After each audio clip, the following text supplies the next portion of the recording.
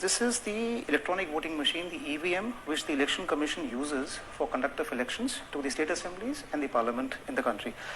EVM basically consists of two parts. This is the control unit, the CU, and this is the ballot unit, this is the BU. Now, what happens is the ballot unit is kept in the voting compartment. This is the voting compartment so that we have secrecy of vote here in the country. So along with this, along with the EVM, now we have the VVPAT, that is the voter verifiable paper audit trail, which is a new entrant on the election framework.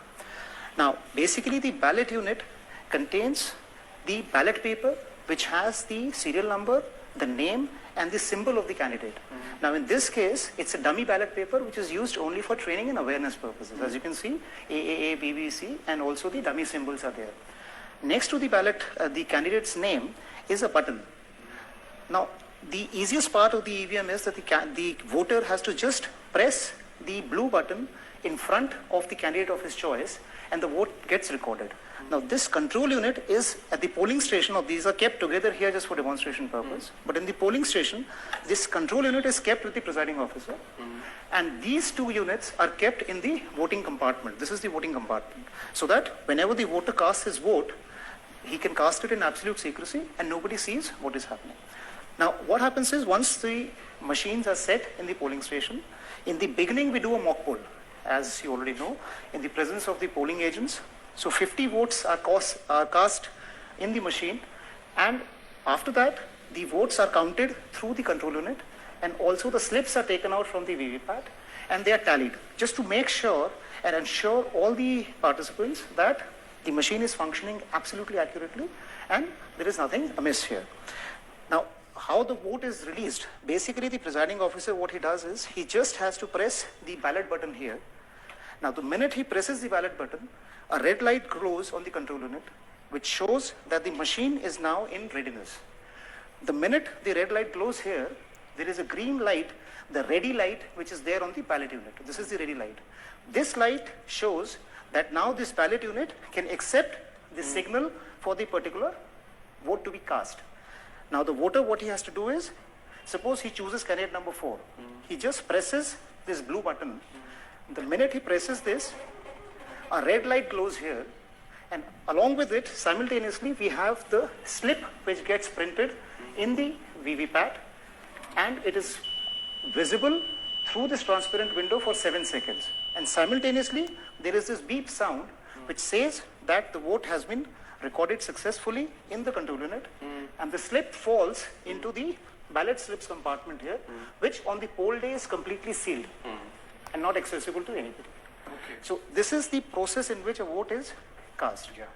So basically, what the VVPAT does is, it allows the voter to verify the vote that he has cast in the favor of the candidate of his choice. Yeah. Now, I'll take out the slip and show you how the slip looks like. This was the slip which was just printed. So as you can see, it has the name, the serial number, and the symbol.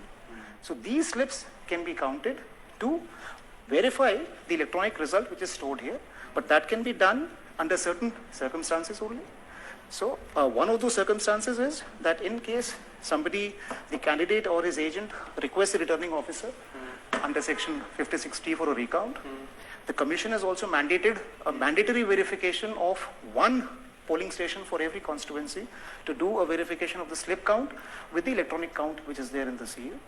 Plus, of course, if somebody goes in the election petition, so on the orders of the Honorable Court, the slips can always be taken out and the count verified with the control unit. So this is basically the architecture of the EVMs and the VVPATs here. And this entire setup is not possible anywhere, because a lot of time allegations are made that you can get it from anywhere, and this is hacked, this can be hacked, and this can be tampered with. The EVMs which are used by the Commission are completely standalone, non-networked, non-tamperable, robust, and machines with integrity and credibility. There are two pillars on which this entire framework stands. One is the technological safeguards which are there in the design and technological features of the CU, BU, and the VVPATs. The other is the detailed administrative protocols, security framework, and procedural guidelines that we have installed around the EVM ecosystem, which prevents any unauthorized access to these machines by any unauthorized person. So these machines remain under the control and custody of the election officials at all times. So it's impossible to take these machines, do any kind of mischief, and bring them back into the EVM ecosystem. That's just not possible. Right.